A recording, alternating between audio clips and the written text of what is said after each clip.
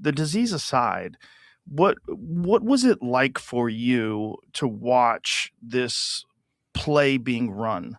Because that's essentially what it was. It was like there was a play being run, and you had to follow whatever their narrative was to the T, or you'd be attacked.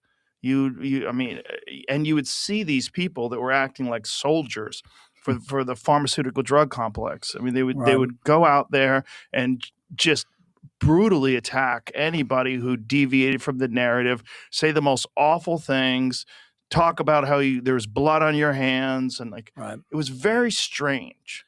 Well, the belief in the vaccines and the belief that you should do it was like a religious belief, and that's the way they treated it. So if you didn't believe in it, you were someone to be demonized as a non-believer. You were to be cast out, Yeah. and you weren't patriotic if you weren't wearing a mask.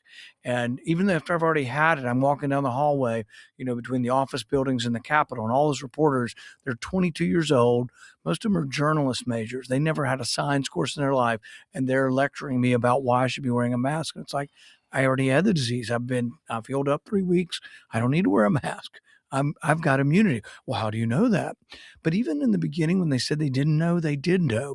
We had a outbreak in 2003. It was a different coronavirus. It was the first SARS virus, but we knew that those people 17 years later still had T cells and still had immunity to it. One of my favorite stories, and we include this in the book, was there was a woman and she was 102. She goes to the hospital and they bring her family in. They're talking to her daughter, who's 85, says, "We don't think your mom's going to make it." And she said, "Have you met my mom?" And they said, "Well," and she survived. But while she was there, they decided to test her for antibodies to the Spanish flu because when she was 6 months old, her mother was coming across the Atlantic. Her mom died from the Spanish flu. She got it, survived. They tested her 100 years later. She still had antibodies to the Spanish flu. So immunity lasts a long damn time. Wow. That's crazy.